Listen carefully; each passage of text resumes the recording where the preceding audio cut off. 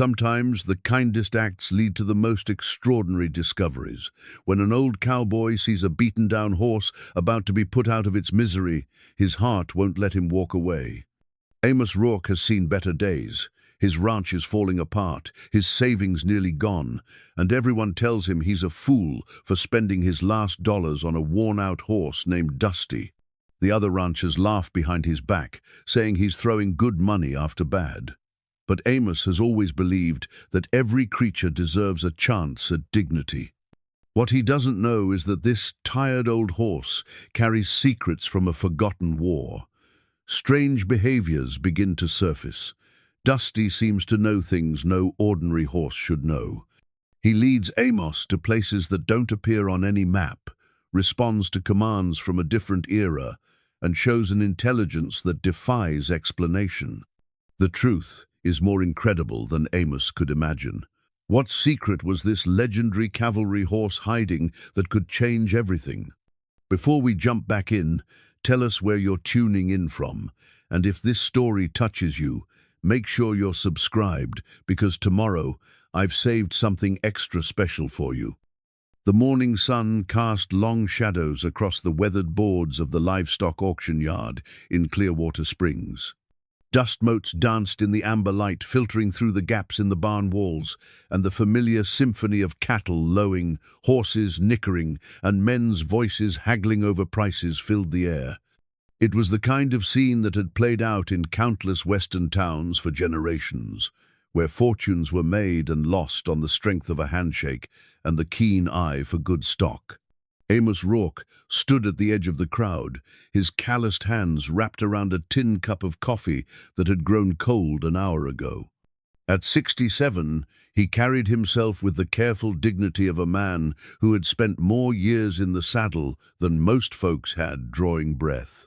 His face was a roadmap of hard-earned wisdom, etched with lines that spoke of long nights under starlit skies, bitter winters that tested a man's resolve, and summers so scorching they could break lesser souls. The Broken Arrow Ranch had been in his family for 3 generations, carved out of unforgiving land by his grandfather's steady hands and stubborn will. Amos remembered the stories his father used to tell around the evening fire, tales of cattle drives that stretched for months, of neighbors who rode 30 miles to help with a barn raising, of winters so harsh that survival itself was victory enough. Those were the days when a man's word was his bond, when the land demanded respect and gave back only what was earned through sweat and sacrifice. Now, the ranch showed the wear of too many lean years and too few helping hands. The barn roof leaked in 3 places, the fencing was held together more by hope than wire, and the small herd he maintained barely covered the mounting bills. His wife Martha had passed 5 years ago, taking with her not just companionship, but also the steady income from her teaching position at the local schoolhouse. Their only son, Daniel, had headed east to pursue opportunities in the city, leaving behind well-intentioned promises to visit more often that grew more distant with each passing season. The auctioneer's voice cut through Amos's reverie as he began the livestock portion of the sale.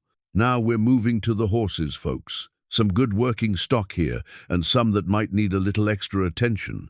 The euphemism wasn't lost on anyone present. The horses being brought out now were the ones destined for the slaughterhouse animals deemed too old, too broken, or too difficult to be worth the feed they would consume. Amos watched as a parade of tired horses was led through the ring. Each one told a story of service and decline, of years spent carrying riders across countless miles, pulling plows through stubborn earth, or working cattle under the burning sun. Their heads hung low, their ribs showed through dull coats, and their eyes held the resignation of creatures who sensed their fate. Then Dusty appeared. The horse was led into the ring by Jake Morrison, a livestock dealer known more for his sharp practices than his compassion. Even from a distance, Amos could see that this animal had once been something special. Despite the prominent ribs, the overgrown hooves, and the matted mane, there was something in the way the horse carried himself that spoke of nobility. His coat, though dulled by neglect, showed hints of the rich chestnut color that must have gleamed like polished copper in better days. "This here's a gelding, about 18, maybe 20 years old," Morrison called out, jerking unnecessarily hard on the lead rope. "Been used for ranch work, but he's getting too slow for earning his keep. Starting bid is $50, going straight to processing, if nobody wants him for anything else." The crowd's attention was already moving to other lots. $50 for an old horse heading to slaughter was $50 more than most were willing to spend. Amos found himself studying the animal more closely, noting details that others missed. The horse's legs, though thin, were clean and straight. His back showed no signs of swaying despite his age. Most telling of all were his eyes, dark and intelligent, alert despite the circumstances. Something about those eyes reminded Amos of another horse, one from his childhood. His grandfather's favorite mount had been a chestnut gelding named Thunder, an animal so responsive to his rider's wishes that neighbors swore the two could read each other's minds. Thunder had lived to be 28, spending his final years in comfortable retirement in the home pasture, treated with the respect due a faithful partner. "Going once at $50, the auctioneer called out, his voice already taking on the perfunctory tone reserved for the dregs of the sale. Amos felt something stir in his chest, part memory, part instinct, part simple human decency. He knew what $50 meant to his current financial situation. It represented a week's worth of groceries, or a small repair to the barn roof, or a dozen other necessities that his dwindling resources could barely cover. Martha would have given him one of her looks, the kind that said she loved his generous heart, but worried about his practical sense. Yet as he watched the horse standing quietly in the ring, head held with quiet dignity despite his circumstances, Amos couldn't shake the feeling that some things mattered more than money. His grandfather had always said that the measure of a man wasn't found in what he accumulated, but in what he was willing to sacrifice for what was right. "Going twice, $50, Amos called out, his voice carrying clearly across the yard.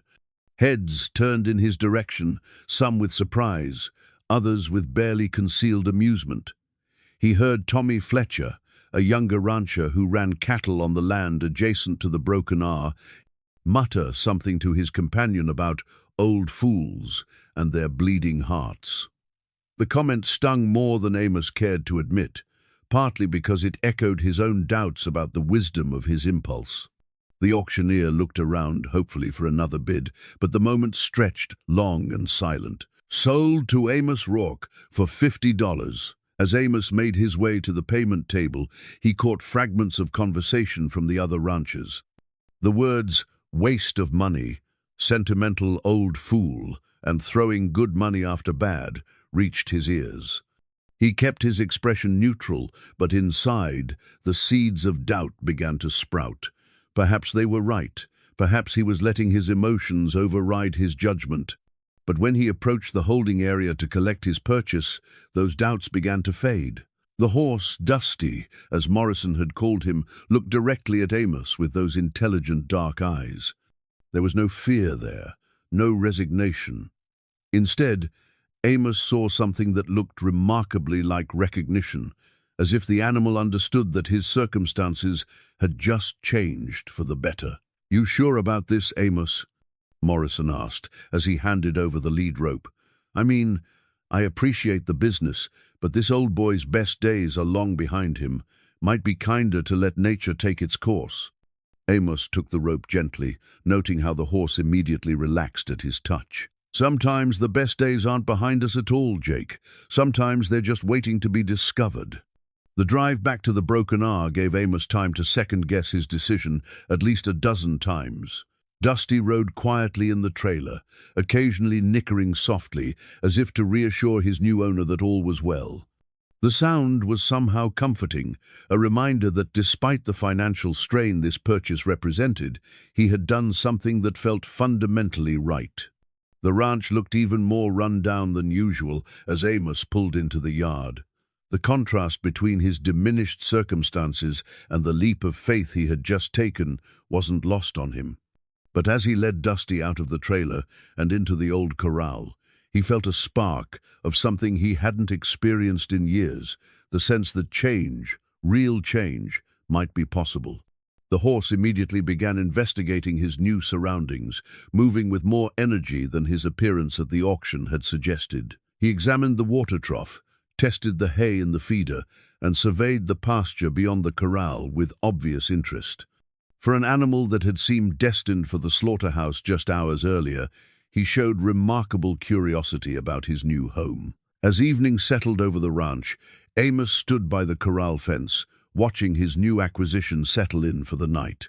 The decision still felt risky, maybe even foolish, but it also felt like the first positive step he had taken in a long time. Whatever came next, at least one creature would have a chance at dignity and peace in his final years.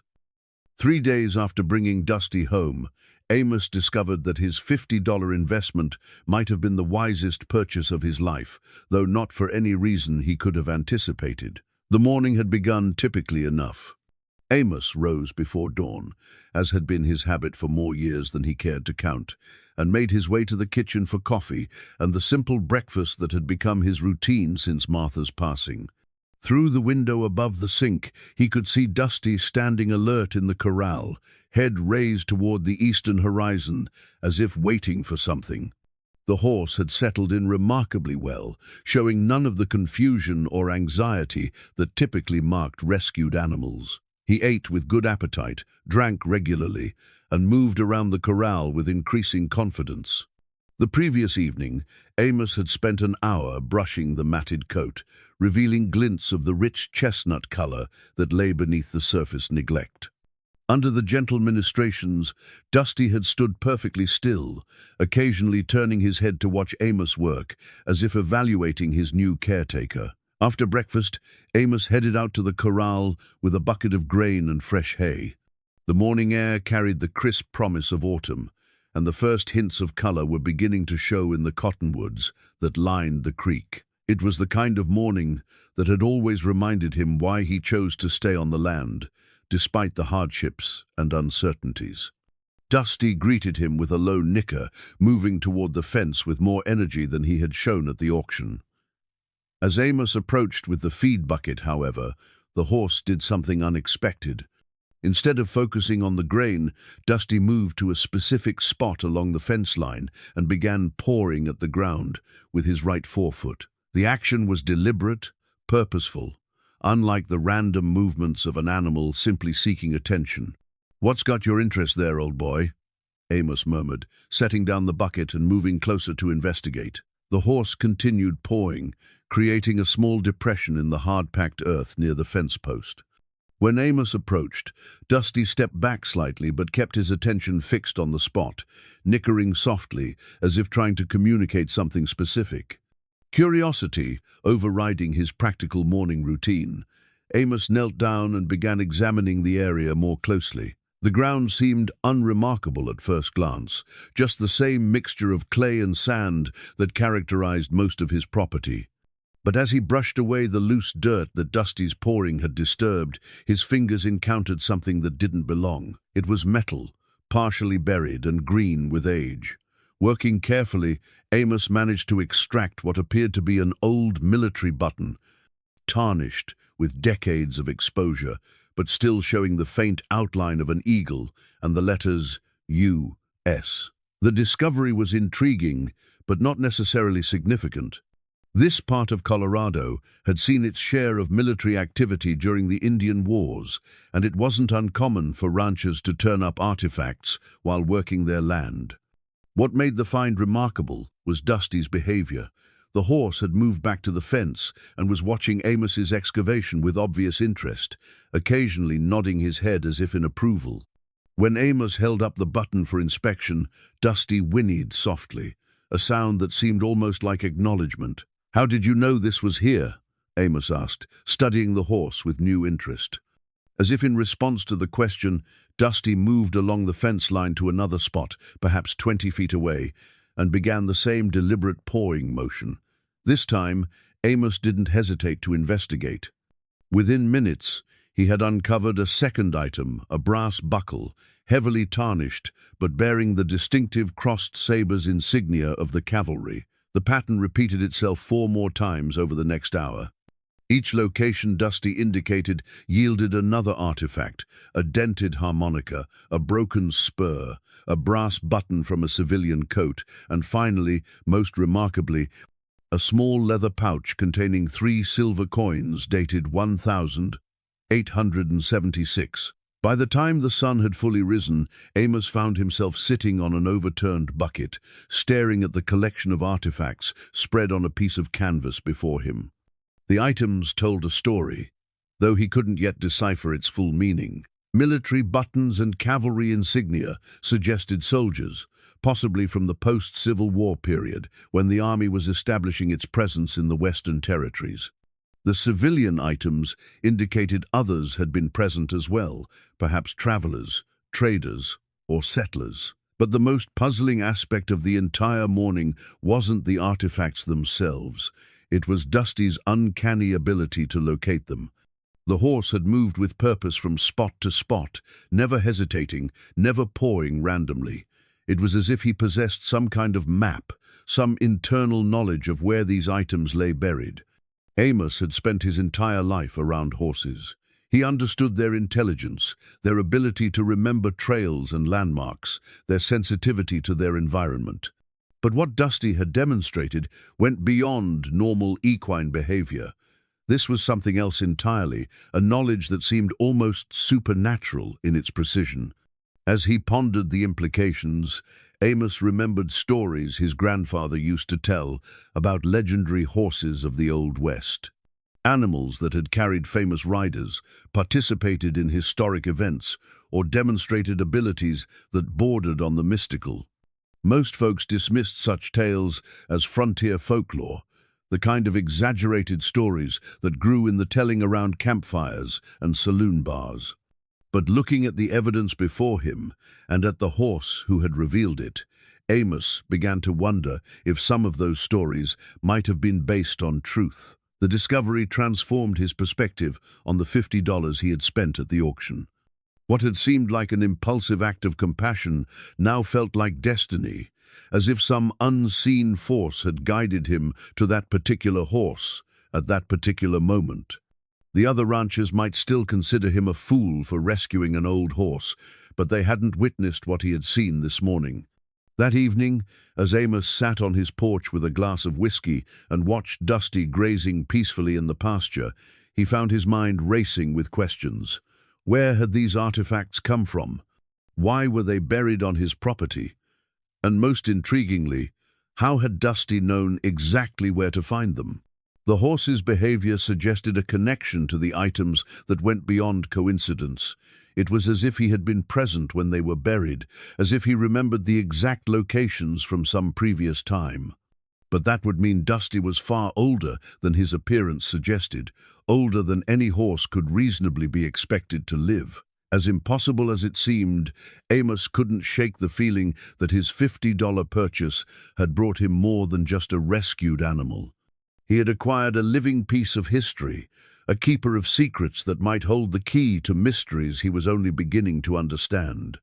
The artifacts lay carefully arranged on his kitchen table, each one a tangible link to a past that suddenly seemed less distant than it had that morning. Tomorrow, he decided, he would begin researching their origins.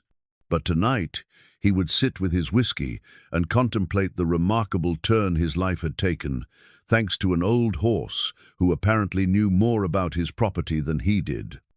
The next morning brought a visitor that Amos hadn't expected and wasn't sure he wanted. Tommy Fletcher's pickup truck rumbled into the yard just after sunrise, kicking up a cloud of dust that settled over everything like a reminder of how dry the season had been.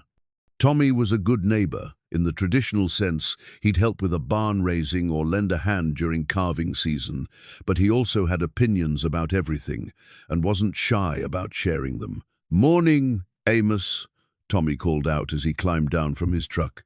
At 35, he carried himself with the confidence of a man who had inherited good land and made it better, someone who measured success in head of cattle and acres under cultivation. His ranch, the Double Bar F, sprawled across some of the best grazing land in the valley, and Tommy never let anyone forget it. Tommy. Amos nodded, setting down the coffee cup he had been nursing on the porch. "What brings you out this early?" "Heard you made an interesting purchase at the auction yesterday," Tommy said, his gaze moving toward the corral where Dusty stood, watching the conversation with alert interest. "Folks are talking." Amos felt his jaw tighten slightly. In small ranching communities, news traveled faster than wildfire, and it was usually about as welcome when it concerned your personal business. Folks always find something to talk about. Tommy walked over to the corral fence and studied Dusty with the critical eye of someone who had been evaluating livestock since he could walk. The horse returned his gaze steadily, showing neither fear nor submission. If anything, Dusty seemed to be conducting his own assessment of the visitor. "He's in worse shape than I heard," Tommy observed. "Ribs showing, coat's dull. Looks like he hasn't had proper care in months. You sure you didn't just throw $50 away?" "Time will tell," Amos replied evenly, though something in his tone must have warned Tommy to tread carefully. "Look, I'm not trying to give you grief," Tommy continued, apparently missing the warning. "It's just that word gets around when one of our neighbors makes a purchase that doesn't make much business sense. People start wondering if maybe it's time to think about retiring, maybe consider selling to someone who could put the land to better use." The words hit Amos like a physical blow. He had suspected that some of the younger ranchers viewed his operation as a relic of the past, but he hadn't realized the sentiment had crystallized into actual conversations about his future. The idea that his moment of compassion at the auction might be seen as evidence of declining judgment was both insulting and alarming. "My land isn't for sale," Amos said quietly, but with finality that left no room for argument. "I'm just saying, if you ever change your mind, I know some folks who might be interested in making a fair offer.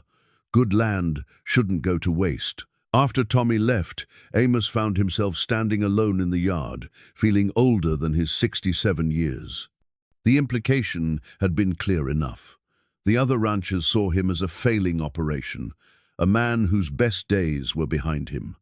The purchase of Dusty hadn't been seen as an act of kindness. It had been viewed as evidence of poor judgment, another sign that he was losing his grip on reality. The conversation troubled him more than he cared to admit, partly because it echoed his own doubts about the decision. $50 was significant money for him right now, and he had spent it on an old horse with no practical value. From a purely business standpoint, Tommy and the others were probably right. But as he walked back toward the corral, Dusty approached the fence and extended his nose toward Amos's outstretched hand. The gesture was gentle, almost consoling, as if the horse somehow understood his owner's troubled thoughts. The touch was warm and reassuring, a reminder that some decisions couldn't be measured in dollars and cents. "What do you think, old boy?" Amos murmured, stroking the horse's neck. "Are they right? Am I just a foolish old man who doesn't know when to quit?" Dusty's response was to move toward the same spot where he had found the first military button the previous day. But instead of pawing at the ground, he simply stood there, head lowered, as if paying respects at a grave. The posture was so deliberate, so human in its solemnity, that Amos felt a chill run down his spine. That afternoon, Amos drove into town with the artifacts carefully wrapped in an old towel on the passenger seat of his truck. Clearwater Springs wasn't much more than a wide spot in the road, but it boasted a library housed in a converted railroad depot and staffed by Mrs. Eleanor Whitman, a retired schoolteacher who had made local history her personal mission. Eleanor examined the artifacts with the reverence of someone handling religious relics. She was a small, precise woman in her 70s, with silver hair pulled back in a neat bun and reading glasses that she wore on a chain around her neck. Her knowledge of local history was encyclopedic, accumulated over decades of collecting stories, documents, and artifacts from the area's pioneer days. "These are definitely military," she confirmed, studying the buttons and buckle through a magnifying glass. "The style dates them to the 1870s, probably the Indian Wars period. We had several cavalry units pass through this area during that time." "Any particular unit you can identify?" Amos asked, trying to keep his voice casual. Eleanor picked up the buckle and examined it more closely. The crossed sabers indicate cavalry, but without additional markings, it's difficult to be certain. However, she paused, setting down the magnifying glass and moving to a filing cabinet that dominated one corner of the small library. There is one possibility that comes to mind. She returned with a manila folder thick with documents and newspaper clippings. Have you ever heard of Captain Marcus Thornfield? Amos shook his head, though the name stirred something in his memory, like the echo of an old story half remembered. Thornfield commanded a cavalry detachment that was stationed briefly in this area in 1876, Eleanor explained, spreading out photocopied documents on the table between them. They were part of the campaign against the Northern Cheyenne, but Thornfield's unit was involved in something else as well, something that never made it into the official records. She showed him a faded newspaper clipping from the Denver Post, dated October 15, 1876. The headline read, "Cavalry Unit Missing After Patrol, Gold Shipment Unaccounted For." According to this article, Thornfield and 12 men were escorting a gold shipment from the mining camps to the railroad depot in Colorado Springs. They never arrived. The unit was found 3 weeks later, or what was left of them. Most had died in what appeared to be an Indian attack, but Thornfield and 2 others were never found. Neither was the gold. Amos studied the article, his pulse quickening as he read the details. The attack had occurred approximately 15 miles southeast of Clearwater Springs, in an area that would now be part of his ranch. The official report blamed Cheyenne raiders, but there had always been rumors that the story was more complicated than it appeared. There were whispers, Eleanor continued, lowering her voice as if sharing a confidence. Some said Thornfield had been in communication with the Cheyenne, that he was trying to broker a peace agreement. Others claimed he had discovered evidence of corruption in the territorial government and was planning to expose it. The gold shipment was supposed to be payment for a land deal, but if the deal was fraudulent, she shrugged, leaving the implication hanging in the air. What happened to Captain Thornfield? Amos asked. Nobody knows for certain. He simply vanished. Some believed he was killed with his men, but his body was never recovered. Others thought he might have escaped, either wounded or captured.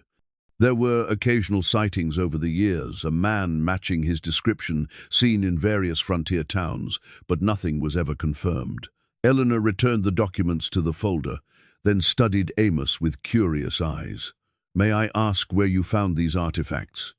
Amos hesitated, unsure how much he wanted to reveal. The story of Dusty's uncanny ability to locate buried objects would sound fantastical at best, delusional at worst. On my property, I was doing some fence repair and turned them up with a shovel. It wasn't entirely a lie, though it omitted the most remarkable part of the truth. Eleanor nodded thoughtfully. Your land would have been right in the area where Thornfield's unit was ambushed. It's entirely possible that some of the missing soldiers made it that far before. She didn't finish the sentence, but her meaning was clear. As Amos drove home, his mind raced with the implications of what he had learned. The artifacts weren't random relics, they were connected to a specific historical event, a mystery that had remained unsolved for nearly 150 years. And somehow, impossibly, Dusty had known exactly where to find them. The horse was waiting at the corral fence when Amos pulled into the yard, as if he had been anticipating his owner's return. In the fading light of evening, with his newly brushed coat gleaming and his head held high, Dusty looked less like a rescue animal and more like the magnificent creature he must have been in his prime. What do you know about Captain Thornfield? Amos asked quietly, approaching the fence. Dusty's ears pricked forward at the name, and for a moment Amos could have sworn he saw recognition in those intelligent dark eyes. The revelation about Captain Thornfield haunted Amos through a restless night. He found himself lying in the darkness, staring at the ceiling and trying to piece together a puzzle that seemed to grow more complex with each new piece of information. By the time dawn broke, he had reached a decision that would have seemed impossible just a week earlier. He was going to saddle Dusty and see what other secrets the horse might reveal. The old tack room hadn't been used much since Martha's passing. She had been the rider in the family during their later years, taking her mare out on gentle trail rides through the foothills, while Amos focused on the practical demands of running cattle. Now, as he searched through the dust-covered equipment, he found a saddle that might fit Dusty's back and a bridle that appeared to be in reasonable condition. Dusty accepted the tack with the patience of a horse long accustomed to being saddled, standing perfectly still while Amos worked. There was something almost ceremonial in the way the horse positioned himself, as if he understood the significance of this moment.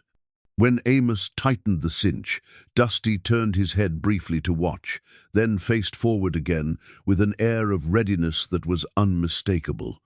Mounting was more challenging than Amos had anticipated. His knees protested the movement, and his balance wasn't what it had been in younger years. But once he settled into the saddle, muscle memory took over. The feeling of being horseback again, after months of ground-bound work, was like stepping back into a familiar room after a long absence. Dusty stood quietly, waiting for direction. Amos gathered the reins and applied gentle pressure with his legs, expecting the horse to move forward tentatively, perhaps showing the stiffness and uncertainty that might be expected from an animal that had been neglected for so long. Instead, Dusty stepped off, with the fluid grace of a horse in his prime. His gait was smooth and confident, his response to Amos's cues immediate and precise. Within moments, they were moving across the pasture at an easy walk that felt as natural as breathing. "Well, I'll be," Amos murmured, marveling at the transformation. The broken-down auction horse had disappeared, replaced by an animal that moved with purpose and dignity. It was as if the simple act of being under saddle had awakened something in Dusty, restored him to his true nature. They rode toward the eastern boundary of the ranch, where the land rose into gentle hills covered with scrub, oak, and juniper. Amos had intended to guide their route, but as they moved away from the buildings, he found himself simply following Dusty's choices. The horse seemed to know exactly where he wanted to go. The path Dusty chose led them up a rocky draw that Amos had explored countless times over the years. It was good country for hunting deer and elk, with hidden springs that attracted wildlife and vantage points that offered commanding views of the surrounding terrain. But today, Dusty bypassed all the familiar landmarks, following instead what appeared to be an ancient game trail that wound deeper into the hills. After an hour of steady climbing, they emerged onto a broad mesa that Amos had never seen before, despite having lived on this land for decades. The discovery was unsettling. How could there be parts of his own property that remained unknown to him? But as he looked around, he realized that the mesa was positioned in such a way that it was invisible from below, hidden by the configuration of surrounding ridges. Dusty moved to the center of the mesa and stopped, his attention focused on a particular spot where the grass grew shorter and the underlying rock was visible in patches. Amos dismounted and found himself standing in what appeared to be the remains of an old campsite. The evidence was subtle but unmistakable to someone who had spent his life reading the land. Depressions where tents had been pitched, a ring of stones that had once contained cooking fires, areas where the grass grew differently because the soil beneath had been disturbed. But it was more than just an old campsite. As Amos walked the perimeter, he began to recognize the layout of a military encampment. The positioning of the tent sites, the location of the fire rings, the clear sight lines in all directions, everything suggested this had been a cavalry camp, temporary but well organized. Dusty had moved to the eastern edge of the mesa and was standing with his head raised, looking out over the valley below. When Amos joined him, he could see why this location had been chosen. The view commanded the entire approach from the east, the direction from which any threat would most likely come. It was a perfect defensive position, but also an excellent place to watch for signals or movements in the distance. "This is where Thornfield's unit was camped," Amos said aloud, though he was speaking more to himself than to the horse. "Before the ambush, before everything went wrong." Dusty's ears flicked back at the mention of Thornfield's name, and he began moving again, this time toward the southern edge of the mesa. Here, a narrow trail led down into a canyon that Amos had never explored. The path was treacherous, barely wide enough for a horse, and it wound between rock formations that created natural blind spots and ambush points. As they descended, Amos began to understand the tactical situation that Thornfield had faced. The mesa was an excellent observation post, but it was also a trap. There was only one practical way up and down, and an enemy force could easily bottle up anyone camping above. If Thornfield had been betrayed, if someone had revealed the location of his camp, his unit would have found themselves in an impossible position. The canyon opened onto a wider valley, and here Dusty's behavior changed dramatically. The horse began showing signs of distress, dancing sideways, tossing his head, and generally acting as if he were experiencing painful memories. Amos had seen similar behavior in horses that had been traumatized, animals that would become agitated when returning to a place where something terrible had happened. "Easy, boy," Amos said softly, leaning forward to stroke the horse's neck.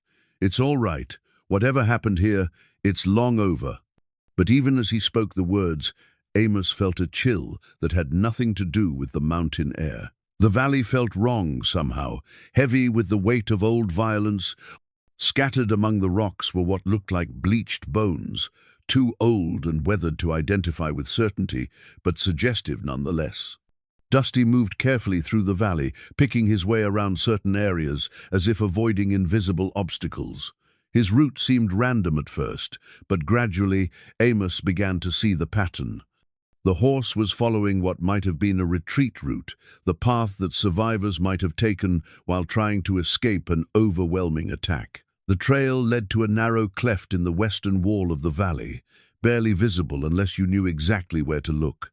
Dusty approached the opening with obvious reluctance, stopping several times as if fighting an internal battle between memory and instinct. The cleft was just wide enough for a horse and rider, carved by centuries of water erosion into a natural corridor through solid rock. As they entered the passage, Amos felt the temperature drop noticeably. The walls rose high above them, blocking out most of the sky and creating an atmosphere of isolation that was both protective and ominous. Halfway through the passage, Dusty stopped completely and refused to move forward. His ears were laid back, his muscles tense with anxiety, and despite Amos's gentle encouragement, he would not take another step. Something about this place had triggered memories too powerful to overcome. Amos dismounted and examined the ground more carefully. Here, sheltered from the elements by the overhanging rock walls, the evidence of the past was better preserved.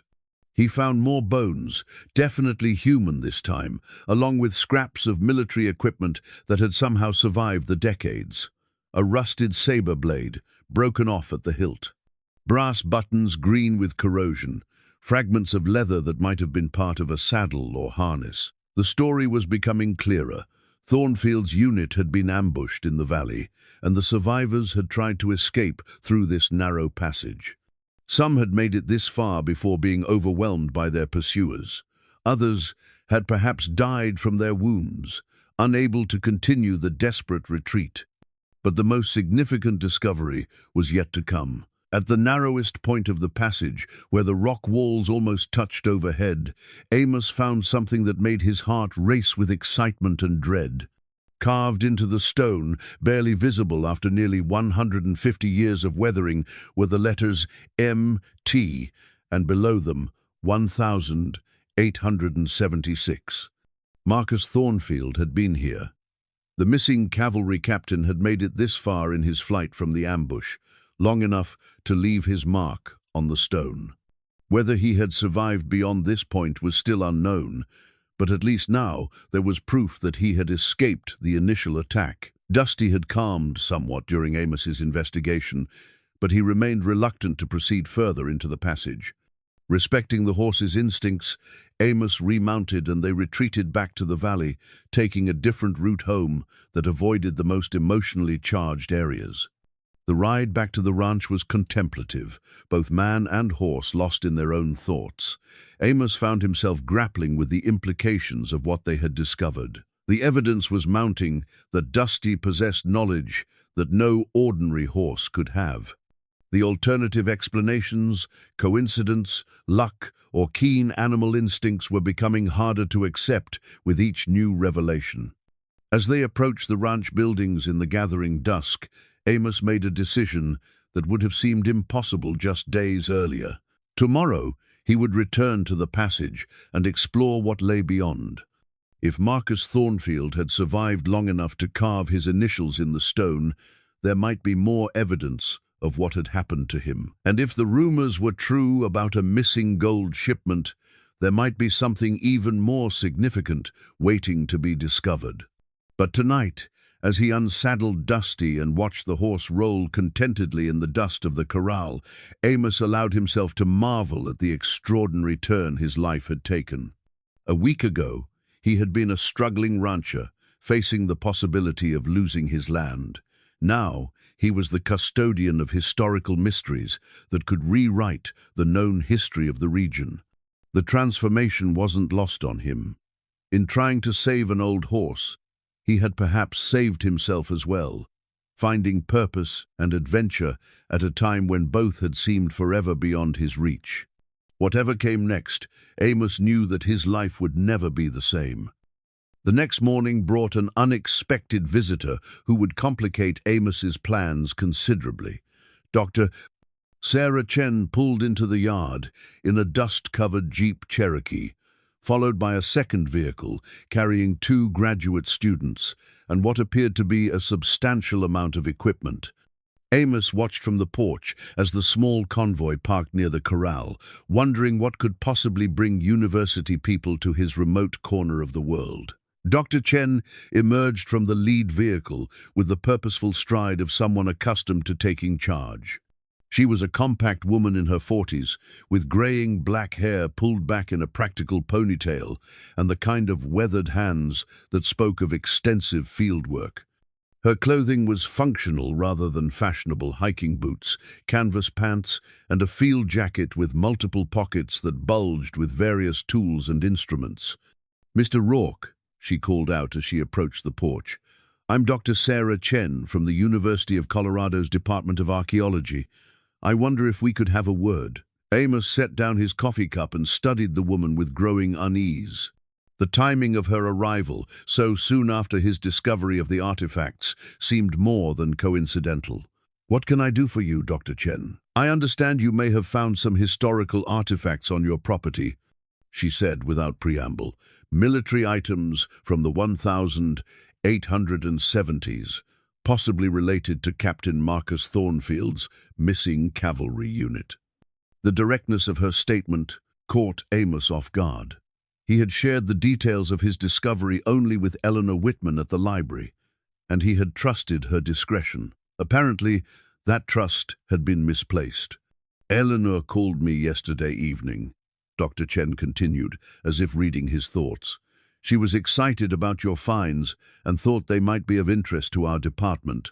We've been researching the Thornfield incident for several years, and any new evidence could be extremely valuable." Amos felt a surge of irritation at Eleanor's presumption, but he kept his voice level. "I found a few old buttons and such. Nothing that would interest university folks, I wouldn't think." Dr. Chen smiled, but it didn't reach her eyes. "Mr. Rourke, I've been studying frontier military history for 15 years. The Thornfield case represents one of the most significant unsolved mysteries of the Indian Wars period. If you've found artifacts that can be definitively linked to his unit, they could provide crucial insights into what really happened during that ambush." She gestured toward her companions, who were now unloading equipment from their vehicle. "We'd like permission to conduct a preliminary survey of your property using ground-penetrating radar and metal detection equipment. Any significant finds would remain your property, of course, but we'd ask for the opportunity to study them and publish our findings." The request was reasonable on the surface, but Amos found himself reluctant to agree. The idea of strangers tramping across his land with sophisticated equipment, potentially uncovering secrets that he was only beginning to understand himself, didn't sit well with him. More importantly, he wasn't sure how Dusty would react to the presence of so many unfamiliar people, especially given the horse's obvious emotional connection to the historical events they were investigating. "I appreciate your interest, Dr. Chen, but I'm not sure I'm ready for that kind of disruption right now," Amos said carefully. "Maybe we could start smaller. Perhaps you could examine the items I've already found and see if they're really as significant as you think they might be." Dr. Chen's expression tightened slightly, the look of someone accustomed to getting her way but encountering unexpected resistance. "Of course, we'd be happy to authenticate your artifacts, but you have to understand, Mr. Rourke, time is a factor here. If word gets out about potential Thornfield-related discoveries, you might find yourself dealing with treasure hunters and amateur archaeologists who won't be nearly as respectful of your property rights." The implied threat was subtle but unmistakable. "Cooperate with us, or deal with people who might not ask permission." "Let me think about it," Amos said, rising from his chair with a finality that suggested the conversation was over. "I'll get back to you." After the academics departed, somewhat reluctantly, Amos found himself pacing the porch and wrestling with conflicting emotions. On one hand, Dr. Chen's expertise could help him understand the significance of what he had found. On the other hand, turning his property into an archaeological dig site would fundamentally change his relationship with the land and the mysteries it contained. Dusty seemed to share his unease. The horse had remained at the far end of the corral during the visitor's stay, watching the proceedings with obvious suspicion. Now, as Amos approached the fence, Dusty moved closer and nuzzled his shoulder in what felt like a gesture of support. "What do you think, old boy?" Amos murmured, stroking the horse's neck. "Can we trust them with our secrets?" Dusty's response was to move toward the gate of the corral, clearly indicating his desire to go out. Amos understood the message. There was more to discover before outsiders were brought into the picture. Within an hour, they were back on the trail toward the hidden mesa. This time, however, Amos had come better prepared. His saddlebags contained a digital camera, a concession to modern technology that Martha had insisted upon years earlier, a small hand shovel, and canvas bags for collecting any artifacts they might find. The ride to the mesa passed without incident, and Dusty once again demonstrated his uncanny knowledge of the terrain by taking a more direct route than they had followed the previous day. When they reached the old cavalry campsite, however, the horse's behavior was different. Instead of moving immediately toward the canyon that led to the ambush site, Dusty began investigating the camp area itself more thoroughly. His attention was focused on a section of the mesa where the grass grew in an unusually regular pattern, as if something beneath the surface was affecting its growth. When Amos dismounted to investigate, he discovered what appeared to be the outline of a large rectangular depression, barely visible but detectable if you knew what to look for. Using the small shovel, Amos began carefully excavating the area. Within minutes, he had uncovered the corner of what appeared to be a wooden crate, preserved by the dry mountain air and protected by decades of accumulated soil and vegetation. The discovery sent his pulse racing. This wasn't just another random artifact, it was something substantial, something that had been deliberately buried and concealed. Working with growing excitement, Amos gradually exposed more of the crate, revealing military markings and stenciled letters that were still partially legible. The words U.S. Army were clearly visible, along with numbers that appeared to be inventory codes. But it was the additional marking, stenciled in smaller letters below the official designation, that made Amos's hands tremble as he brushed away the dirt. Payroll, capped. M. Thornfield. He sat back on his heels, staring at his discovery with a mixture of elation and trepidation. If this crate contained what the markings suggested, he had just uncovered evidence that could solve one of the great mysteries of the frontier period. But he had also potentially found something that other people might be willing to kill for. The gold shipment that had disappeared with Thornfield's unit had been worth a fortune in 1,876. In today's terms, adjusted for inflation and the current price of gold, it would be worth millions. The implications were staggering, and suddenly Dr. Chen's urgency about securing the site took on a more ominous significance. Dusty had moved to a position where he could watch the approaches to the mesa, his alertness suggesting that he understood the importance of maintaining secrecy. The horse's behavior reinforced Amos's growing certainty that they were being watched, that news of the initial discoveries had already spread beyond the academic community. As Amos carefully reburied the crate, marking its location for future reference but concealing it from casual observation, he found himself facing a decision that would define the rest of his life. He could contact Dr. Chen and turn the site over to official excavation, ensuring that the discoveries would be handled professionally, but losing control over the process and potentially the profits.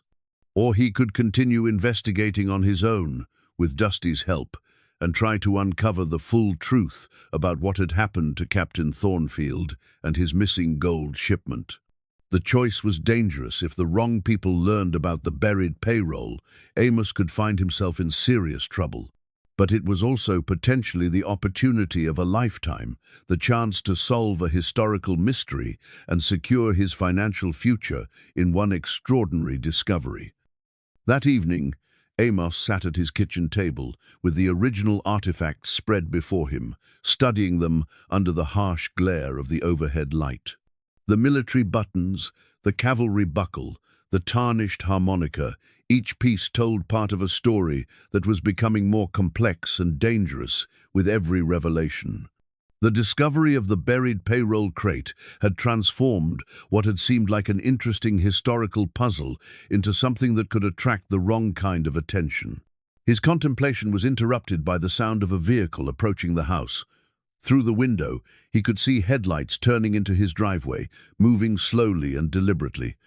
It was past 9 o'clock, well beyond the time when neighbors would make casual social calls. Amos quickly gathered the artifacts and placed them in a drawer, then moved to the window for a better view. The vehicle was a black SUV with tinted windows, the kind that suggested either government business or people who preferred to conduct their affairs away from public scrutiny. It parked near the porch, and Amos watched as two men emerged. Even in the darkness, their bearing and movements suggested military or law enforcement background, too straight, too alert, too conscious of their surroundings. The knock on the door was firm but not aggressive. When Amos opened it, he found himself facing two men in their 30s, both wearing casual clothing that somehow managed to look like uniforms. The taller of the two, a lean man with close-cropped hair and pale eyes, spoke first. "Mr. Rourke, my name is Agent Morrison, and this is Agent Rodriguez. We're with the Bureau of Land Management's Cultural Resources Division. We understand you may have made some archaeological discoveries on your property. The identification they showed appeared authentic, but something about their presence felt wrong to Amos. The BLM had jurisdiction over public lands, not private property, and their interest in his discoveries seemed premature, given that he had shared details with only a few people. "I'm not sure what you've heard," Amos said carefully, "but I haven't made any claims about archaeological discoveries.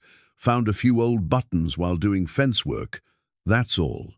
Agent Rodriguez, a stockier man with intelligent dark eyes, smiled in a way that didn't reach his face. "Mr. Rourke, we know you've been in contact with Dr. Sarah Chen from the University of Colorado. We also know that you've made multiple trips to areas of your property that correspond to historical sites of federal interest. We'd like to discuss the possibility of cooperative investigation." The level of detail they possessed was alarming. If they knew about his rides with Dusty and his visits to the mesa, they had been conducting surveillance of his property. The realization sent a chill down Amos's spine. How long had they been watching? And what else did they know? "This is private property," Amos said, allowing some steel to enter his voice. "I don't believe the BLM has authority here without a warrant." "You're absolutely right," Morrison agreed smoothly. "We're not here in an enforcement capacity. We're hoping for voluntary cooperation. The sites you've been visiting have potential significance for our understanding of military operations during the Indian Wars. If artifacts or remains are present, they need to be handled according to federal guidelines." The conversation continued for another 10 minutes, with the agents alternating between veiled threats and offers of cooperation. They made it clear that they were aware of his financial situation and suggested that official recognition of archaeological significance on his property could lead to federal grants and tourism revenue. They also made it equally clear that attempting to exploit such discoveries privately could result in serious legal consequences. After they left, Amos found himself shaken by the encounter. The arrival of federal agents, so soon after Dr. Chen's visit, suggested that his discoveries had attracted attention at levels he hadn't anticipated. The story about the BLM's Cultural Resources Division was plausible, but something about the agent's manner and knowledge suggested a different kind of government interest. He spent a restless night considering his options, all of which seemed fraught with risk. By morning, he had reached a decision that surprised him with its clarity. He would continue his investigation, but more carefully and with better preparation for the dangers that lay ahead. The first step was to understand exactly what he was dealing with. After breakfast, Amos drove back to the library in Clearwater Springs, where Eleanor Whitman greeted him with obvious excitement. "Amos, I heard from Dr. Chen that you're going to cooperate with the university survey. How wonderful. This could put Clearwater Springs on the historical map." "Actually, Eleanor, I haven't made any commitments yet," Amos said, noting how quickly news traveled in small communities. "But I do need to learn more about what might be out there. Do you have any information about the gold shipment that disappeared with Thornfield's unit?" Eleanor's eyes lit up with the enthusiasm of a researcher presented with her favorite subject. "Oh my, yes. That's one of the most intriguing aspects of the whole story." She moved to her filing cabinet and withdrew a different folder, this one even thicker than the first. "The official records are frustratingly vague," she explained, spreading documents across the table. "The shipment was described as payroll and operational funds, but the amount was never specified. However, I've found some interesting correspondence in the territorial governor's papers that suggests it was much more than routine military pay." She showed him a letter dated September 1876, written by Governor Edward McCook to the Secretary of War. The language was formal and circumspect, but it clearly referred to a significant financial loss and concerns about maintaining territorial stability in the wake of Thornfield's disappearance. Reading between the lines, Eleanor continued, "It appears that the gold was intended as payment for a major land acquisition, possibly the purchase of mineral rights from local tribes or the funding of a railroad construction project. The amount involved would have been substantial, possibly hundreds of thousands of dollars in 1876 currency." Amos did quick mental calculations. Hundreds of thousands of dollars in 1876 gold would be worth several $1 million today, possibly more depending on the current precious metals market. The stakes were enormous, large enough to explain the sudden interest from federal agents and university researchers. "There's something else," Eleanor said, lowering her voice conspiratorially. "I've been doing some research since you brought me those artifacts yesterday. Captain Thornfield wasn't just any cavalry officer. He was the son of a prominent Boston banking family, and he had connections to some very powerful people in Washington. His disappearance caused quite a stir at the highest levels of government." She showed him a newspaper clipping from the Washington Post, dated November 1876, with the headline, "Senator Demands Investigation into Missing Cavalry Officer." The article mentioned Thornfield's family connections and suggested that his disappearance might have been connected to territorial corruption rather than Indian raids. "There were rumors," Eleanor continued, that Thornfield had discovered evidence of fraud in territorial land dealings. Some people believed he was killed not by Indians, but by men who wanted to prevent him from exposing their crimes. If that's true, then the missing gold might have been hidden rather than stolen. The pieces of the puzzle were falling into place, creating a picture that was both clearer and more complex than Amos had imagined. Thornfield hadn't been just another cavalry officer killed in an Indian raid.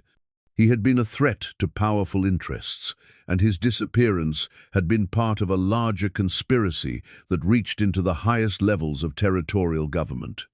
As Amos drove home, he found himself looking in his rear-view mirror more often than usual, checking for signs of surveillance. The black SUV was nowhere to be seen, but he couldn't shake the feeling that he was being watched. The discovery of the payroll crate had changed everything, transforming him from a curious rancher into a potential target for people who would stop at nothing to claim the lost treasure. Back at the ranch, Dusty was waiting at the corral fence, his attention focused on the eastern hills, as if he were watching for something. When Amos approached, the horse moved restlessly, pawing the ground and nickering softly. His agitation was obvious, and it matched Amos's own growing sense that events were moving beyond his control. That evening, as he sat on the porch with a glass of whiskey and watched the sunset paint the mountains in shades of gold and crimson, Amos made his final decision. Tomorrow, he and Dusty would return to the mesa one more time. If the payroll crate contained what he suspected, he would have to decide whether to reveal its location or find a way to claim it himself. Either choice would change his life forever, but doing nothing was no longer an option. The dawn air was crisp with the promise of winter as Amos saddled Dusty for what he suspected might be their most important ride together. The horse seemed to sense the gravity of the moment, standing perfectly still while Amos secured the saddlebags that now contained additional tools, a proper spade, heavy-duty canvas bags, and even a small crowbar he had found in the barn. As they rode toward the mesa, Amos found himself studying Dusty with new awareness. The horse's knowledge of the terrain, his emotional reactions to specific locations, his uncanny ability to locate buried artifacts, all of it pointed to a connection with the historical events that went far beyond coincidence or animal instinct. But the full implications of that connection were about to become clear in a way that would shake Amos's understanding of reality itself. The hidden mesa was empty and peaceful in the morning light, showing no signs that federal agents or university researchers had found it during the night. Dusty moved immediately to the location where they had discovered the buried crate, but his behavior was different today. Instead of the focused purposefulness he had shown previously, the horse seemed hesitant, almost reluctant to approach the site. Amos dismounted and began the careful process of excavating the payroll crate. The work was harder than he had anticipated. The container was larger than his initial probing had suggested, and it was buried deeper than he had realized. As he dug, sweat began to bead on his forehead, despite the cool morning air. After nearly an hour of steady work, Amos had exposed enough of the crate to attempt opening it. The wood was solid but weathered, and the metal clasps were corroded with age. Using the crowbar as a lever, he managed to force open the lid with a creaking protest that echoed across the silent mesa. The contents took his breath away. The crate was filled with leather pouches, each one heavy with gold coins. But these weren't just the standard military payroll he had expected to find. Mixed among the pouches were items that seemed far more valuable and significant: ornate jewelry, silver artifacts that appeared to be of Native American origin, and documents wrapped in oiled leather to protect them from moisture. With trembling hands, Amos extracted one of the document bundles and carefully unwrapped it. The papers inside were a mixture of official military correspondence, personal letters, and what appeared to be legal documents. As he began reading, the true scope of Captain Thornfield's mission became clear. The gold hadn't been simple payroll money.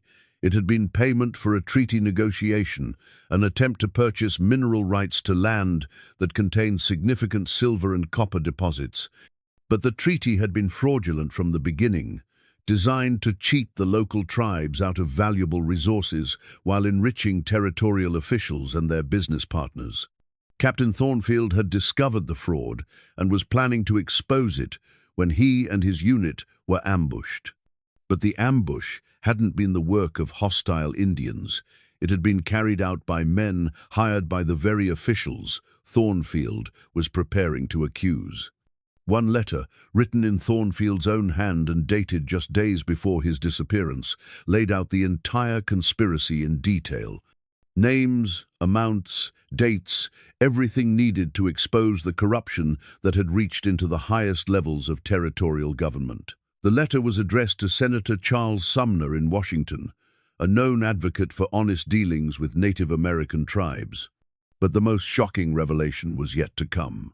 As Amos continued reading through the documents, he found a detailed account of the ambush itself, written in a different hand but signed by Captain Thornfield.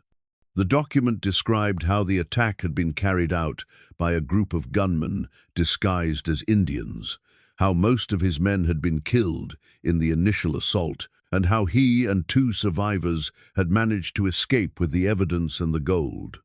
The account went on to describe their flight through the mountains, the death of one companion from his wounds, and finally, Thornfield's decision to hide the treasure and evidence rather than risk them falling into the wrong hands.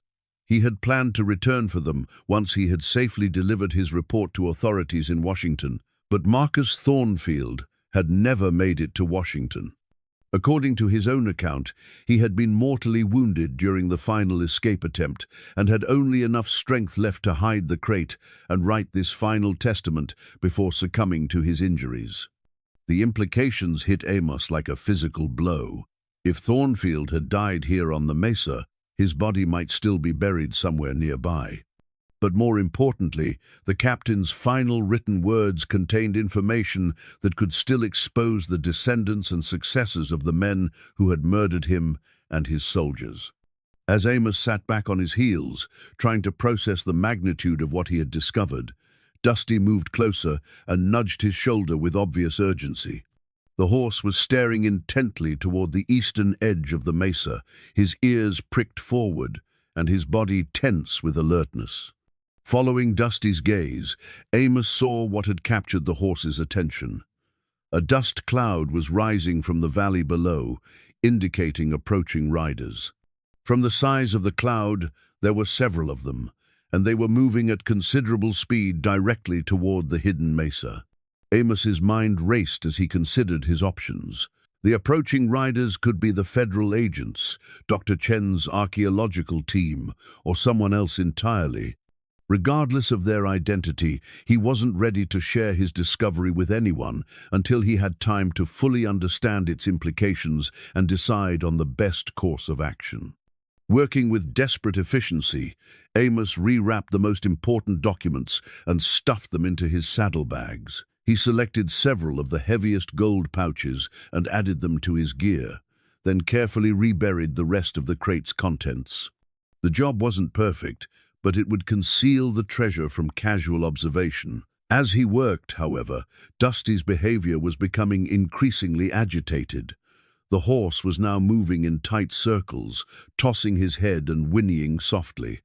His distress seemed out of proportion to the approaching riders, suggesting that something else was troubling him. It was then that Amos made the connection that would change everything he thought he knew about his companion. Dusty's knowledge of the terrain, his emotional reactions to the historical sites, his ability to locate buried artifacts, all of it could be explained if the horse had been present during the original events. Not as a descendant or a somehow mystically connected animal, but as an actual witness to Captain Thornfield's final days. The realization was impossible to accept rationally, but it explained everything that had puzzled Amos about the horse's behavior. Dusty hadn't simply inherited knowledge or instincts. He had been there when Thornfield's unit was ambushed, when the survivors fled through the mountains, when the treasure was buried on the mesa. But that would mean Dusty was nearly 150 years old, an impossibility that challenged every assumption about the natural world. Yet as Amos looked into the horse's intelligent dark eyes, he saw not just awareness but recognition, the look of a creature who had been waiting a very long time for someone to understand the truth he carried. The sound of approaching hoofbeats interrupted his revelation. The riders were closer now, and from their positioning and movement they were clearly converging on the mesa from multiple directions. This wasn't a casual visit or an academic expedition. It was a coordinated operation designed to prevent escape. "Time to go, old friend," Amos whispered, swinging into the saddle with more haste than grace. Dusty needed no encouragement. The horse sprang into motion with a vitality that belied his apparent age, carrying Amos toward the narrow trail that led down from the mesa. But as they reached the edge of the escarpment, Amos could see riders emerging from the canyon below, cutting off their primary escape route. They were trapped on the mesa, with armed men closing in from all sides. The lost treasure of Captain Thornfield had finally been found, but Amos was beginning to understand that some secrets were buried for very good reasons, and that disturbing them could have deadly consequences. Dusty stood at the edge of the mesa, his sides heaving from the urgent ascent, but his attention was focused entirely on the approaching riders below. Amos counted at least 6 men, all mounted on fresh horses and moving with the coordinated precision of a military unit. They had positioned themselves to block every obvious escape route, demonstrating a knowledge of the terrain that suggested careful reconnaissance. "Easy, boy," Amos murmured, though he wasn't sure if he was trying to calm the horse or himself. His hands shook slightly as he adjusted his grip on the reins, the weight of the gold and documents in his saddlebags, a constant reminder of the stakes involved. The closest rider was now near enough for Amos to make out details. The man wore civilian clothing, but his bearing and equipment suggested military or law enforcement background. More troubling was the rifle he carried across his saddle, a modern weapon that looked distinctly out of place in what should have been an academic or regulatory investigation. Dusty backed away from the edge of the mesa, but instead of showing fear or panic, the horse seemed to be thinking, evaluating their options with the kind of tactical awareness that Amos had never seen in an animal before. The realization that his companion might indeed be the same horse that had carried Captain Thornfield through these mountains nearly 150 years ago no longer seemed impossible. It was the only explanation that made sense of everything they had experienced together. "You remember this, don't you?" Amos said quietly. "You've been trapped up here before." Dusty's ears flicked back at the sound of his voice, then forward again, as the horse moved toward what appeared to be a dead end, the western face of the mesa, where sheer rock walls dropped into a canyon that looked impossibly deep and narrow. But as they approached the edge, Amos could see that the cliff face wasn't as smooth as it appeared from a distance. Erosion and geological activity had created a series of ledges and crevices that might, with great care and considerable luck, provide a way down. The sound of approaching hoofbeats was getting closer. The riders had reached the base of the mesa and were beginning to ascend the main trail. Amos estimated they had perhaps 10 minutes before the first men reached the top, and once that happened, their options would be reduced to surrender or a fight they couldn't win.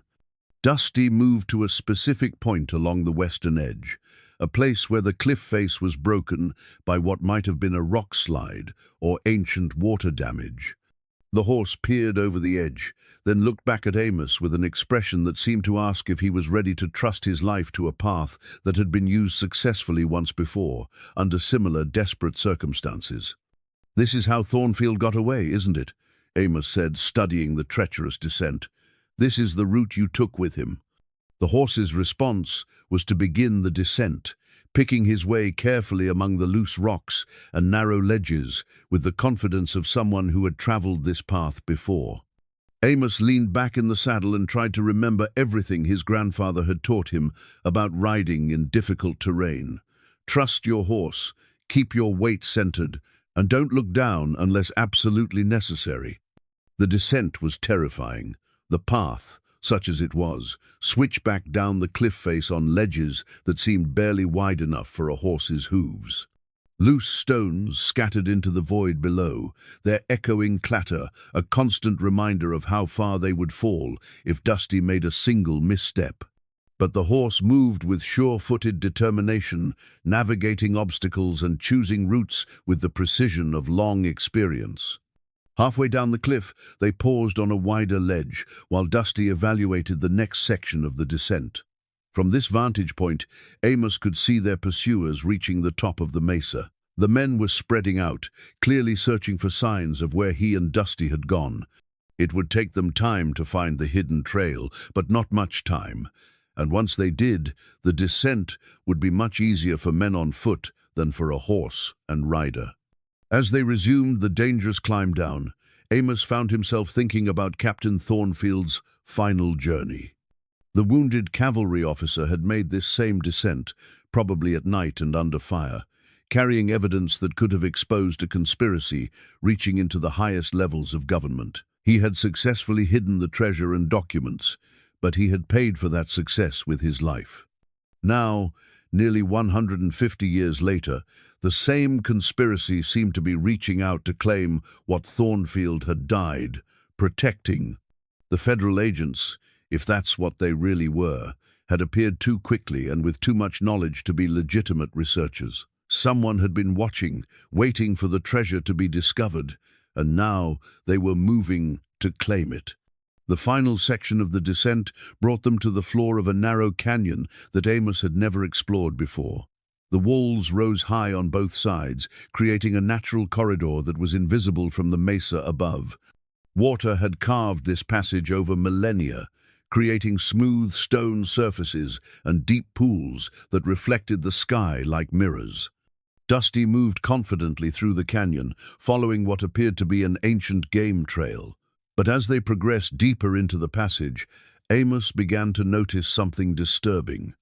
Scattered among the rocks were human bones, bleached white by decades of exposure. These weren't ancient remains, they were too well preserved, too modern in their configuration. The horse paused beside one particular collection of bones, and Amos dismounted for a closer look. The remains included fragments of what had once been military-style clothing, along with personal items that suggested a violent death. A tarnished watch, a broken compass, and most tellingly, a brass button identical to those he had found on his property. This was where Captain Thornfield had made his final stand. Wounded and exhausted, he had reached the end of his flight in this hidden canyon. The bones told the story of his last moments, a solitary figure defending himself against overwhelming odds, buying time for Dusty to escape and carry forward the knowledge of where the treasure was hidden. But the horse hadn't escaped permanently. He had returned again and again over the decades, waiting for someone who could understand what he was trying to communicate. The other horses at the auction, the neglect and abuse he had endured, all of it was part of a long journey that had finally led him back to Amos and to this moment of reckoning. The sound of voices echoing from the canyon walls interrupted Amos's revelations. Their pursuers had found the trail and were beginning the descent. The voices were closer than he had expected, suggesting that some of the men had rappelling equipment and were making faster progress down the cliff face. Dusty immediately began moving again, following the canyon as it curved toward the west. The passage was growing narrower, and Amos could see daylight ahead, where it opened onto a wider valley. But the horse's urgency suggested that simply reaching the valley wouldn't be enough. They needed to reach something specific, some destination that would provide safety or at least a strategic advantage. As they emerged from the canyon, Amos found himself looking across a landscape he had never seen before, despite having lived in this area his entire life.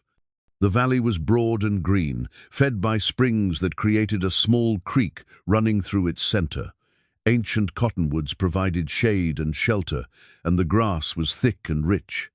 It was the kind of hidden paradise that early settlers had dreamed of finding, a place where a man could build a life far from the troubles of the outside world. But it was also clearly inhabited. Smoke was rising from what appeared to be a well-concealed cabin, and as they approached, Amos could see gardens and corrals that indicated a permanent settlement. Someone was living in this hidden valley, someone who had managed to remain invisible to the outside world for reasons that were probably similar to his own current situation. Dusty moved toward the cabin with obvious familiarity, nickering softly as if announcing their arrival. The door opened, and a figure emerged that made Amos question his sanity once again. The man was elderly, probably in his 80s, but he carried himself with the straight-backed dignity of a career military officer. His hair was white, his face weathered by decades of sun and wind, but his eyes were sharp and alert. He wore simple ranch clothes, but there was something about his bearing that suggested this was no ordinary hermit. "I've been expecting you," the man said, his voice carrying the authority of someone accustomed to command. "I'm Daniel Thornfield. I believe you've been traveling with an old friend of mine." The pieces of the puzzle finally clicked into place. This was Captain Thornfield's descendant, possibly his son, and he had been living in this hidden valley, protecting the family secrets and waiting for the day when the treasure would finally be discovered. The federal agents, the university researchers, the entire conspiracy, it all suddenly made sense, but there was no time for explanations. The sound of pursuit was getting closer, and the final confrontation was about to begin. Whatever happened next would determine not just the fate of the lost treasure, but the lives of everyone who had become entangled in its deadly legacy. Daniel Thornfield moved with the efficiency of a man who had spent decades preparing for this moment. Without waiting for explanations or introductions, he began issuing instructions with military precision. "Get your horse into the corral behind the cabin," he said, already moving toward what appeared to be a carefully concealed weapons cache. "They'll be here in minutes, and we need to be ready." Amos dismounted and led Dusty toward the indicated corral, his mind reeling from the rapid succession of revelations. The hidden valley, the elderly man who claimed to be Thornfield's descendant, the approaching danger, it all felt like stepping into someone else's nightmare. As he settled Dusty into the corral, Amos noticed that the horse's agitation had calmed considerably. The animal seemed to recognize this place, moving with the comfort of someone returning to familiar territory after a long absence. The corral itself was old but well maintained, and there were clear signs that horses had been kept here regularly. "He remembers, doesn't he?" Daniel called out, emerging from the cabin with an armload of rifles and ammunition. "Dusty spent nearly 2 years here with me after my father's death.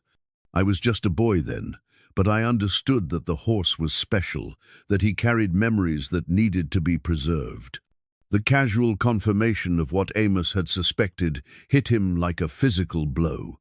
Dusty really was the same horse that had carried Captain Thornfield through his final mission. The animal had somehow lived for nearly 150 years, carrying the secret of the hidden treasure and waiting for the right moment to reveal it. "How is that possible?" Amos asked, accepting one of the rifles Daniel handed him. "I've had decades to wonder about that myself," Daniel replied, checking the action on his weapon with practiced ease.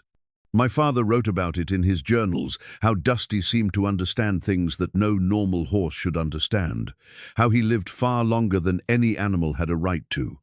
The old Cheyenne had stories about spirit horses, animals that carried the souls of warriors and could live as long as their mission remained unfulfilled." The sound of approaching riders interrupted their conversation. Daniel moved to a window and peered through carefully concealed gun slits. 6 men, well-armed, moving in tactical formation. These aren't federal agents or university researchers. These are professionals. Amos positioned himself at another window, his hands trembling slightly as he gripped the rifle. He had been in combat before, during his service in Vietnam, but that had been more than 40 years ago. The skills were still there, buried under decades of peaceful ranch life, but he wasn't sure how quickly he could access them under pressure. "Who are they?" he asked, studying the approaching riders through his sight. "Descendants of the same corrupt officials who killed my father," Daniel replied grimly. "The conspiracy didn't die with the territorial government. It evolved, adapted, found new ways to profit from the resources that my father died trying to protect. They've been watching for any sign that the treasure might be discovered, and when it was, they moved to claim it."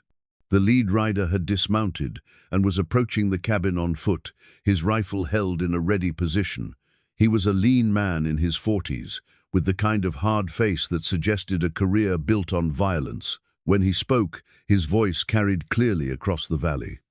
"Mr. Rourke, we know you're in there. We also know you've found something that doesn't belong to you. Come out now, with whatever you took from the mesa, and nobody has to get hurt." Daniel's response was to work the action on his rifle, the metallic sound echoing loudly in the quiet cabin. "My father tried negotiating with men like these," he said quietly. "It didn't work out well for him." The confrontation that followed was brief but intense. The attackers had expected to face an elderly rancher who would surrender without a fight. Instead, they found themselves pinned down by accurate rifle fire from two men who knew both the terrain and the stakes involved. Amos discovered that his old military training was still accessible when needed. The muscle memory of combat shooting came back quickly, and his first shot took the lead attacker's hat off, a clear warning that escalation would be costly. Daniel's shooting was even more precise, disabling two horses and forcing their riders to seek cover behind rocks and trees. The siege continued for nearly an hour, with neither side able to gain a decisive advantage. The attackers had superior numbers and equipment, but the defenders had better position and motivation. More importantly, they had Dusty. The horse had been watching the battle from the corral with obvious intelligence and growing agitation. As the afternoon wore on and the attackers began to probe for weaknesses in the cabin's defenses, Dusty began doing something that defied rational explanation. The horse started moving around the corral in a specific pattern, creating what looked like signals or messages in the dust with his hooves. At first, Amos dismissed it as nervous behavior, but Daniel was paying attention. "He's trying to tell us something," the old man said, studying Dusty's movements carefully. "My father wrote about this, how Dusty could communicate tactical information, almost like he had been trained for military reconnaissance." As if responding to Daniel's recognition, Dusty moved to the edge of the corral closest to the cabin and began pawing at the ground in a pattern that resembled a map. The message was becoming clear. There was another way out of the valley, a hidden route that the attackers hadn't discovered. The escape route that Dusty indicated led through what appeared to be solid rock at the back of the valley. But as Daniel and Amos approached the cliff face during a lull in the shooting, they discovered a narrow cleft concealed by carefully positioned boulders. The opening was barely visible unless you knew exactly where to look, and it was wide enough for a horse and rider to pass through single file. "My father's final gift," Daniel murmured, running his hands over stones that had clearly been moved by human effort rather than natural forces. He spent his last weeks preparing this escape route, just in case someone ever came looking for what he had hidden. The plan they developed was desperate but feasible. Daniel would remain at the cabin, maintaining suppressing fire to keep the attackers pinned down and unaware that their quarry was escaping. Amos would take Dusty and the precious documents through the hidden passage, following the route to wherever it led. Once he was safely away, Daniel would attempt his own escape, using the superior knowledge of local terrain that came from a lifetime of living in the hidden valley. "Where does the passage lead?" Amos asked, loading the saddlebags with the most critical documents and several pouches of gold coins. "I've never followed it all the way," Daniel admitted, "but my father's journal mentions that it connects to the old railroad grade, about 5 miles from here. If you can reach that, you'll be able to get back to civilization and decide what to do with what you found." The sound of renewed gunfire interrupted their planning. The attackers were probing the cabin's defenses again, testing for weaknesses or signs that their quarry might be running low on ammunition. Daniel moved back to his shooting position, while Amos led Dusty toward the concealed passage. The horse entered the narrow cleft without hesitation, as if he had been through it many times before. The passage was dark and confining, barely wide enough for Dusty's shoulders, but it led steadily upward through the rock. Amos had to duck low in the saddle to avoid overhanging stones, and more than once he wondered if they would become trapped if the passage narrowed further. But after what felt like hours of claustrophobic travel, they emerged onto a high plateau that offered commanding views of the surrounding country. Amos could see the hidden valley behind them, where gunfire still echoed from the ongoing siege. To the east, he could make out the railroad grade that Daniel had mentioned, a straight line cut through the mountainous terrain by 19th-century engineering. Dusty moved across the plateau with confidence, following what appeared to be another ancient trail. The horse seemed to know exactly where he was going, and Amos found himself trusting that knowledge completely. Whatever Dusty's true nature, supernatural, legendary, or simply impossibly long-lived, his understanding of this landscape was perfect. The descent to the railroad grade was less treacherous than their earlier escape from the mesa, but it was still challenging terrain that required careful navigation. As they rode, Amos found himself reflecting on the extraordinary journey that had begun with a simple act of compassion at a livestock auction. In trying to save an old horse from slaughter, he had uncovered one of the great unsolved mysteries of the American West and become entangled in a conspiracy that reached across nearly 150 years of history. The documents in his saddlebags contained evidence that could expose corruption and murder, reaching into the highest levels of territorial government. The gold, while valuable, was secondary to the historical significance of Captain Thornfield's final testimony. But more importantly, both the treasure and the evidence represented justice, long delayed the chance to finally hold accountable those who had profited from the captain's murder. When they reached the old railroad grade, Amos paused to look back toward the hidden valley. The sound of gunfire had stopped, and he could only hope that Daniel had managed his own escape successfully. The old man had risked everything to help a stranger, motivated by loyalty to his father's memory and a desire to see justice finally served. Dusty began moving along the railroad grade with renewed energy, as if sensing that their destination was near. The abandoned railway had been built during the mining boom of the 1880s, designed to carry precious metals from the mountain camps to the outside world. Now it was slowly being reclaimed by nature, but the roadbed still provided an excellent route through terrain that would otherwise be impassable. As they traveled, Amos began to formulate a plan for what to do with the treasure and documents he carried. Simply turning everything over to federal authorities seemed naive, given that some of those authorities might be connected to the same interests that had killed Captain Thornfield. But keeping the treasure for himself felt wrong, both morally and practically.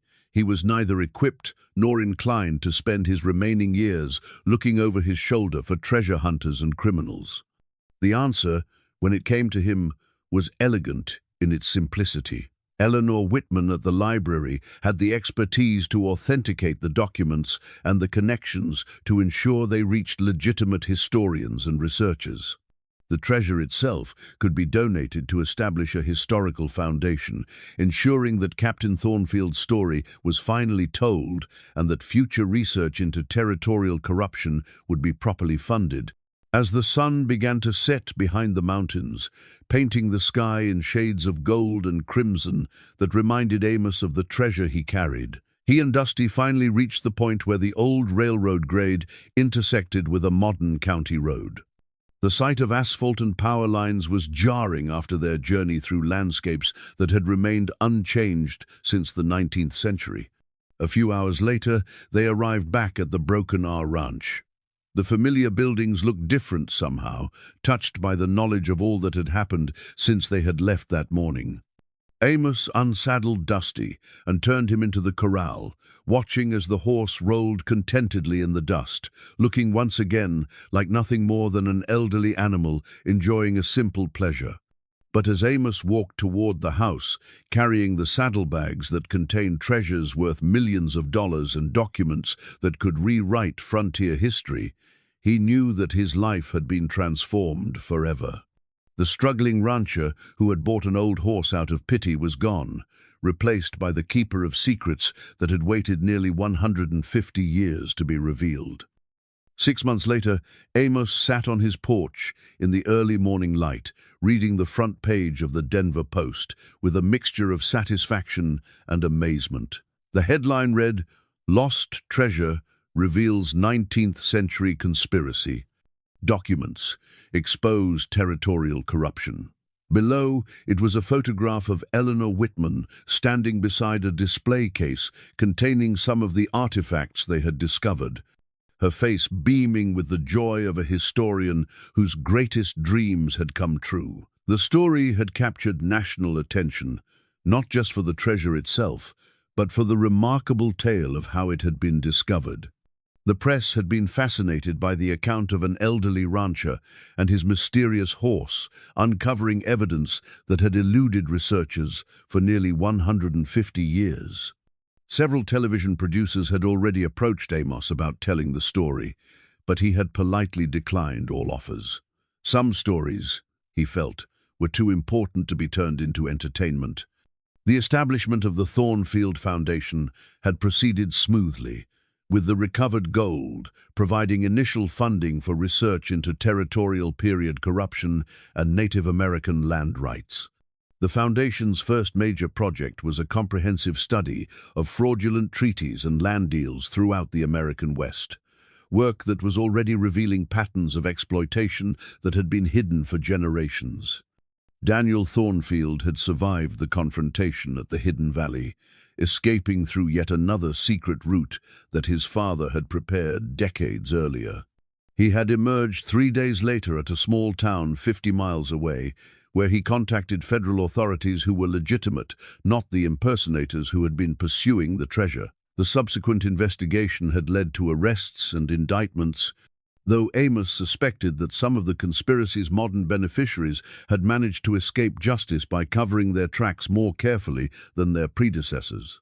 The physical transformation of the Broken R Ranch was remarkable but not ostentatious. The leaked roof had been repaired, the fencing replaced, and the small herd expanded to a size that made the operation financially viable again. But Amos had been careful not to make changes that would attract unwanted attention or speculation about sudden wealth. To casual observers, he was simply a rancher who had experienced a modest improvement in his circumstances. The most significant change was harder to quantify, but impossible to miss. Amos carried himself with renewed purpose, the bearing of a man who had discovered that his best days were not behind him, but had been waiting to be claimed. The isolation and decline that had characterized his life since Martha's death had been replaced by engagement with the wider world and a sense that he still had important contributions to make. Dusty grazed peacefully in the pasture beyond the corral, looking every bit the contented elderly horse that he appeared to be. Visitors often asked about him, particularly after the story of their partnership had become public knowledge. Amos always smiled and spoke of the remarkable intelligence and intuition that some horses possessed, never revealing the full truth of what he suspected about his companion's true nature and impossible longevity. The horse had earned his rest, Amos felt. Whatever supernatural forces or ancient mysteries had kept Dusty alive for nearly 150 years, whatever mission had driven him to preserve the memory of Captain Thornfield's sacrifice, it had finally been fulfilled. The truth had been revealed, justice had been served as much as was possible after so many years, and the treasure had been used to honor the memory of those who had died protecting it.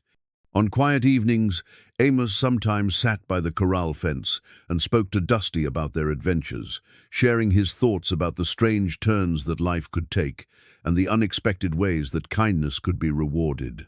The horse would often approach the fence during these conversations, as if listening and understanding every word.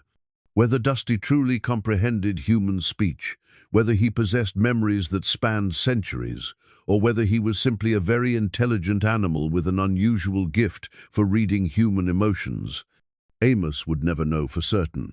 But he was grateful every day for the decision to spend his last $50 on a horse that others had considered worthless. The story of Captain Marcus Thornfield and his loyal mount had become legend, inspiring books and documentaries and academic research that would continue for years to come.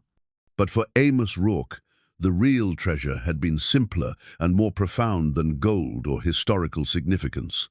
It had been the discovery that compassion could lead to adventure, that kindness could be rewarded in ways beyond imagination, and that sometimes the most important journeys began with the smallest acts of human decency.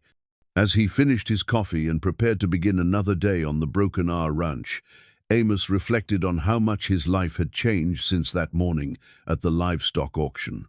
The struggling rancher who had feared losing his land was now the custodian of one of the most significant historical discoveries of the modern era. The lonely widower who had faced an uncertain future was now connected to researchers and historians around the world, all working together to uncover and preserve the truth about America's frontier past.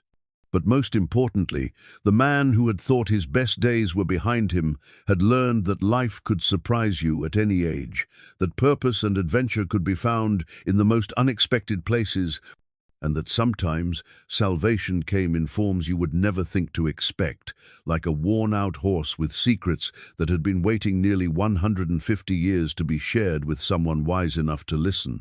The sun climbed higher over the Colorado mountains, painting the ranch in golden light that reminded Amos of treasure and legend and the enduring power of stories that deserved to be told.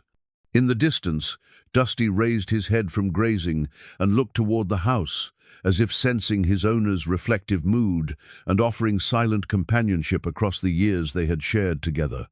It had been, Amos thought with deep satisfaction, a very good investment indeed.